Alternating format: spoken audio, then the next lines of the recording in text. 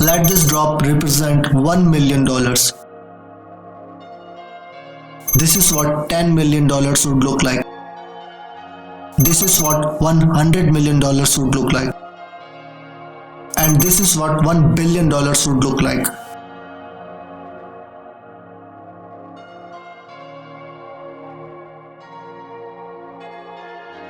Elon Musk, the founder of Tesla, has a net worth of 128 times this number. And then there is you. You are probably working on a job right now. One that you got from the degree that you studied for in university. You probably don't have much in savings. Your living expenses seems ridiculously high. You feel as though you are not paid enough. You have a credit card debt that needs taking care of. Maybe you are a student studying for a degree that you hope can and your job that you hope can bring you some good money. You probably don't have any savings. Only a pesky student debt hanging above your head. Wealth, getting rich, that all seems like a distant dream. How did they do it? You ask yourself. Seeing all those millionaires, billionaires, especially the ones who got there at such a young age, it baffles you, it makes you angry. They got lucky. They were born into wealth. They cheated their way too. That money doesn't make them honey as evil. And you are not smart. And I'm just unlucky. Those dreams you had of buying that mansion, your favorite sports car, paying off your mortgage, traveling around the world, they'll forever remain that way. Just dreams. Nothing more, nothing less. You come to the harsh realization, it's a rigged game. It's been a rigged game from the start in you. You are on the losing side of it. But what if I told you you were wrong? What if there was a way of getting there? An actual equation to wealth, a science behind the way money works.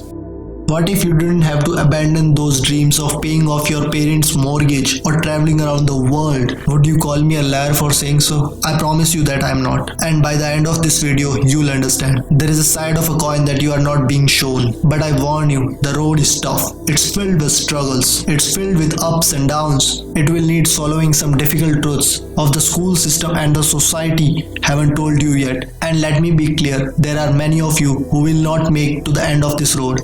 But those of you that do, at the end of this road lies wealth beyond that you thought you could attain. At the end of this road lies the freedom of never having to worry about money again.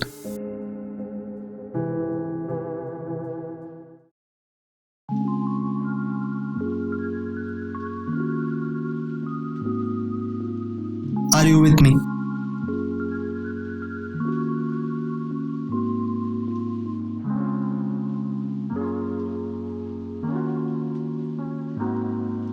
Still with me? Then let's not waste any more time. What do you really think about money?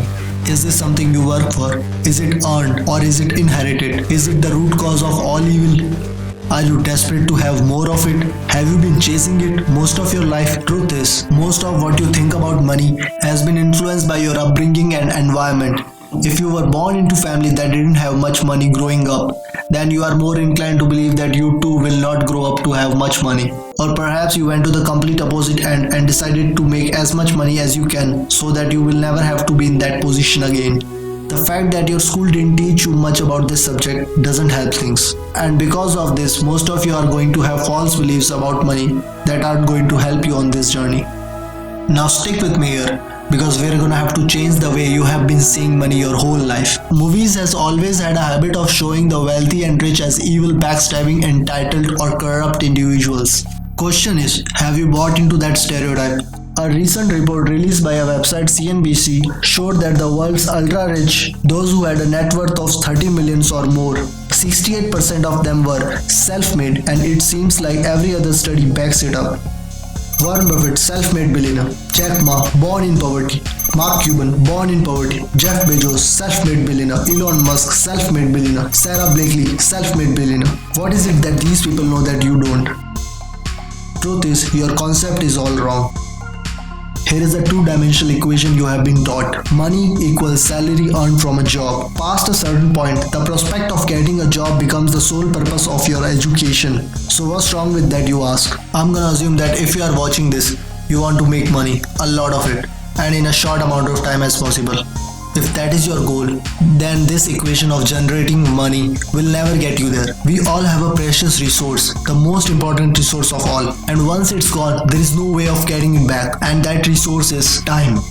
In a standard job, the amount of money you earn is dependent on the amount of time you put into that job. If you earn $20 an hour and work 40 hours a week, it would take you nearly 24 years to reach a total of $1 million. But that is without subtracting taxes or any expenses that you will incur over 24 years. And let's not forget that inflation would make your $1 million less valuable. The reality is that on a salary of $20 an hour, you can only really be a millionaire at an old age by living frugally, and most of that precious resource known as time has slipped through your fingers. You traded all that time for money, and it wasn't even substantial amount either. So again you ask yourself, how is it then there are self-made millionaires and billionaires at such young ages? What makes them so different? And the truth is, they have a better equation than you. They have a way of understanding money that you haven't quite grasped yet.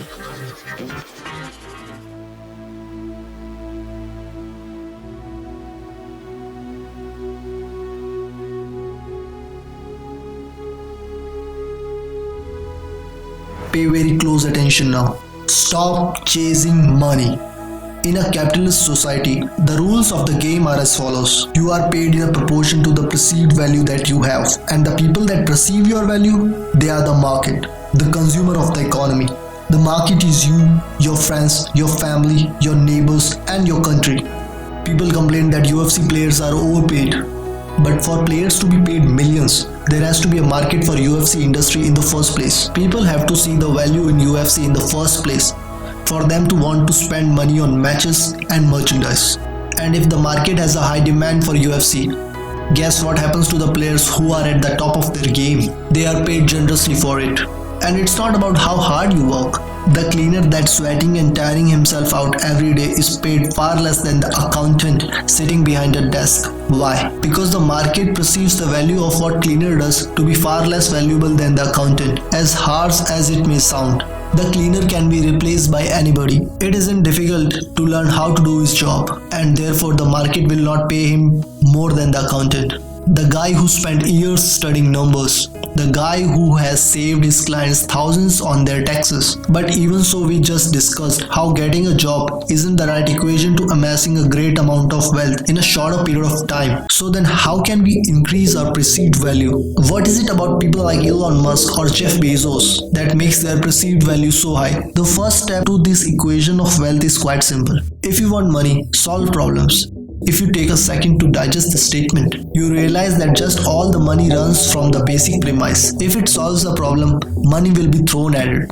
If it's $1 million problem, then the solution will make you millions. If it is $1 billion problem, then the solution will make you billions. Think about all the problems that our site like Amazon solves. The hassle of going to a store, that hassle of having to wait weeks for a delivery, cheaper prices, and so on. Not to mention all the other companies that Amazon owns and the problems that those companies solve.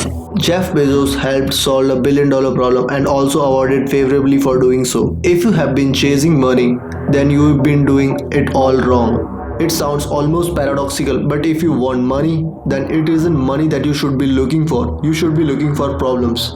And more importantly, solutions to those problems. And once you found that solution, make a business around it. Wait, so that's it? Just solve problems and money will appear? So I'm gonna have to create next Amazon for me to be rich? Or the Facebook? Or Google? You have gotta be kidding me, right? I don't even know how to code. I don't even have the money to start something on that scale. Hold on. You are once more going into old patterns of thinking. Start with a problem. Always start with a problem. Listen to the market around you. What are people saying they don't like? What are people saying they wish existed? What are people saying frustrates them? What do people think is incredibly inconvenient? Is that a problem that you can solve? And also, is a problem that is worth solving? The final step to the equation to wealth is finding a scalable solution to the problem. Your solution needs to affect a magnitude of people. Starting a restaurant, that's not scalable. You are constrained to the local area and the footprint of that area. But a franchisee? Now, that's more scalable. Is your solution a piece of software? Then that means once that software has been built, you can scale it infinitely online without needing to worry about things like production or shipping costs. As it's all done virtually, good luck finding infinite scale with a job. But be careful, does your solution require your time to generate money? Let's say you are a yoga teacher that charges $100 per hour. Congratulations. You only made yourself another job disguised as a business. There is only a certain amount of lessons that you can feasibly do in a one day, and therefore your income is a time bound. But if you created an online yoga class that can run 24/7 with lessons you only had to create once, now that is scalable. Scaling a solution is critical here. So do not get lost on this point. Automation plays important role. Systems and processes will keep your business running like a smooth machine if implemented properly. If there is something into your business that you can outsource to somebody else or hire an employee to do it for you, assuming it financially makes sense for you to do so, then do it. Tasking yourself with everything is a bad thing. As much as may you think you are the best, there is someone out there who can do better job than you. Once you have found a solution, it's your job to make sure that solution can be accessed by everyone in your market. It's not about your ego and it's not about what you are passionate about. The market doesn't care about your passions. So now that you have your profitable business running with the right systems and processes in place, it's time to move on and reap what you sowed.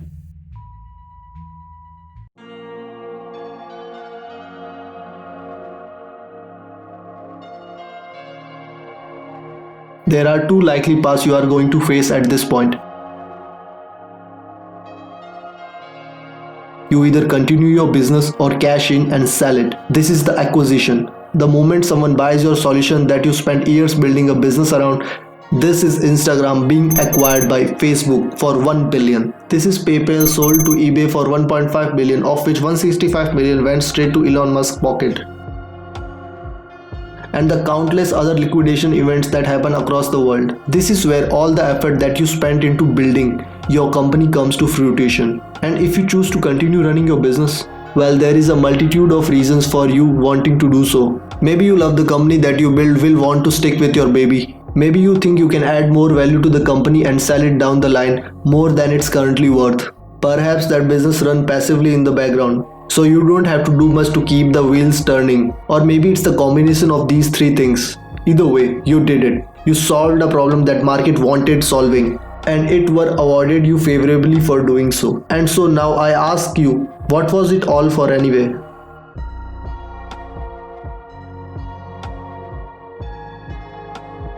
For most of you, it was never about the money. Money is just a piece of paper, a number on a screen. It's a value backed up by your beliefs in its value. From the very start, this was never about the money. Paying off your mortgage, buying your dream car, traveling around the world, never having to worry about your financial situations. It's the freedom that you were looking for. Your destination wasn't anything monetary related. It was a feeling, a sensation, the ability to do what you want, whenever you want it, without ever having to cast the thoughts towards, can I afford this? Have I used up all my holidays for the year? How am I going to pay the rent? Will I be able to live off my pension? What dreams will I have to sacrifice because I can't afford to pursue them? The most important lesson from this video was never about the nature of money. It was about the one valuable resource that we all have. The one resource we'll never be able to reclaim: time. Is giving up a large chunk of your time towards a job that you probably don't like much? Is your life settled on working, coming home, watching Netflix, sleeping, waking up the next day and repeating the same cycle till you retire? How many more hours of your life do you let slip through because of this pattern? Or perhaps you are fine with that reality. Or perhaps you have no other choice but to follow that path for the time being. And if that's the case, there is nothing to worry about. The most you got from this video was a little entertainment and maybe a change in perspective. But there are those of you that understand the other side. Those of you that have the desire to never need to worry about money ever again. And so I feel the need to remind you, stop chasing money, chase problems and find the solution to those problems. This is the equation through which all money is found. If you desire liberty through never needing to worry about money ever again, then let solving problem be the meaningful struggle in your life. Does it mean you'll be happy at the end of this road? Does it mean you'll feel fulfilled? Only you can answer that question. But if your struggle is meaningful, then perhaps it's worth pursuing. If you like this documentary style video and want us to make more of this kind of stuff, then give us a like and make sure to subscribe to our channel.